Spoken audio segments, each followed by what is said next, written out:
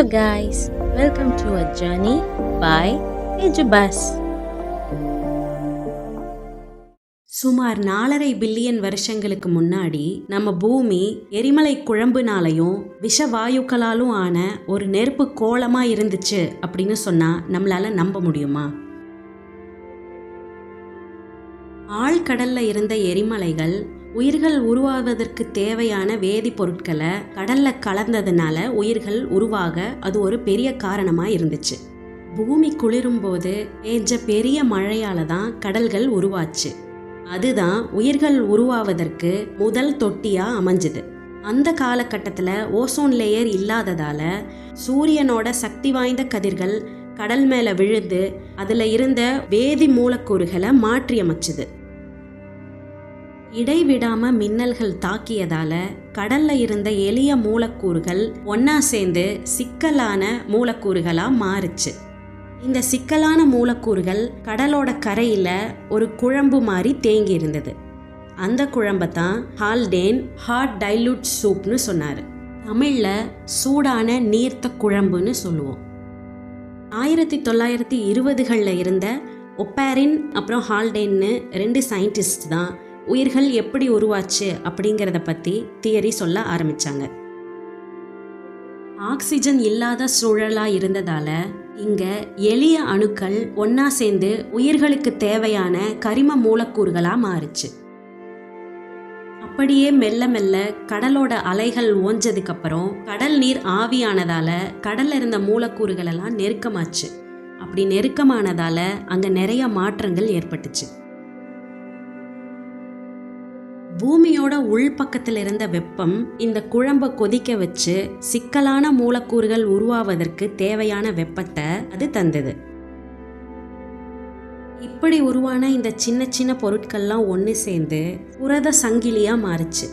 இதுதான் ஒரு உயிரோட பாடி ஸ்ட்ரக்சர் உருவாகிறதுக்கு காரணமாக இருந்துச்சு.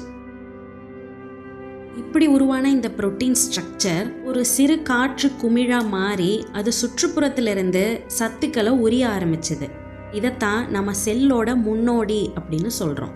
1952களில் மில்லர் யூரேன்னு 2 சயின்டிஸ்ட் ஒரு எக்ஸ்பெரிமெண்ட் பண்ணாங்க.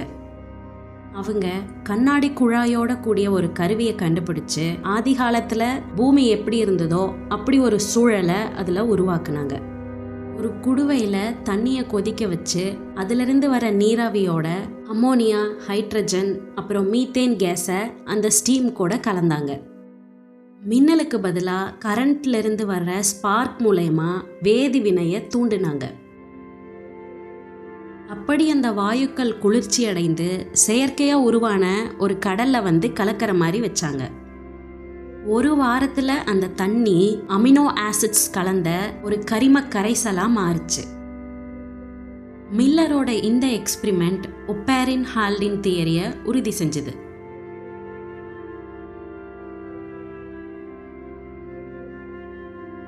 கொதிக்கிற தண்ணியில் இருந்த அந்த புரத படலத்தில் சின்ன சின்ன பபிள்ஸ் உருவாச்சு. இப்படி உருவான அந்த பபிள்ஸில் சில முக்கியமான மூலக்கூறுகள் சிக்கி தனிப்பட்ட ஒரு வேதியியல் உலகமாக மாறுச்சு. இதுதான் இந்த உலகத்தில் உருவான முதல் புரோட்டோசெல். இது இன்னும் முழுமையான உயிரினம் ஆகலை, ஆனால் இதுக்கு பிளவுபடும் தன்மை இருந்துச்சு. டிஎன்ஏக்கு முன்னாடியே உருவானது தான் ஆர்என்ஏ. இது இன்ஃபர்மேஷனை கேரி பண்ணிட்டு போய் தன்னைத்தானே நகல் எடுத்து பெருக ஆரம்பிச்சுது. கரையில் இருந்த களிமண் இந்த மூலக்கூறுகளை எல்லாம் கம்மு மாதிரி ஒட்டி அடுக்கடுக்காக கோர்க்கிறதுக்கு உதவியாக இருந்துச்சு. எப்போ ஒரு செல் தன்னைத்தானே நகல் எடுத்துச்சோ அப்போவே ஒரு உயிர் உருவாயிருச்சு. பிரைமார்டியல் சூப்பிலிருந்து ஒரு உயிர் விழித்து கொண்ட தருணம். ஆழமில்லாத குளங்களிலிருந்து ஆழமாக இருக்கிற கடல்கள் வரைக்கும் உயிரோட பிறப்பிடமாக இன்னைக்கு வரைக்கும் மனிதர்கள் அதை ஆராய்ஞ்சிட்டே தான் இருக்காங்க. ஒருவேளை பிரபஞ்சத்திலிருந்து விழுந்த விண்கல் வழியாகவும் கரிம பொருட்கள் பூமிக்குள்ள வந்திருக்கலாம்னு ஆய்வாளர்கள் சொல்றாங்க. இன்னைக்கு இருக்கிற சூப்பர் கம்ப்யூட்டர்ஸ் மூலமாகவும் மாடர்ன் எக்யூப்மெண்ட்ஸ் மூலமாகவும் பல பில்லியன் வருஷங்களுக்கு முன்னாடி நடந்ததை நம்மளால கண்டுபிடிக்க முடியுது. இன்னைக்கு பூமியில் இருக்கிற கோடிக்கணக்கான உயிரினங்கள் அந்த ஒரு குழம்புல இருந்து தான் உருவாயிருக்கு. நாம் எல்லாரும் மின்னலால் தூண்டப்பட்டு கடலால் வளர்க்கப்பட்டவங்க. நாம் வெறும் சதையாலையும் இரத்தத்தாலையும் மட்டும் ஆனவங்க கிடையாது.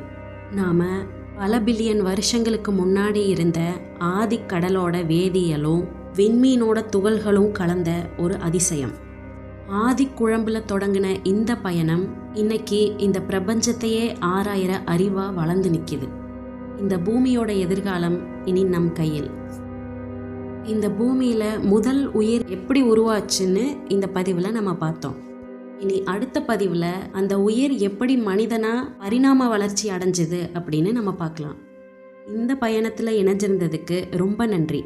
அடுத்த பயணத்தில் சந்திக்கலாம்.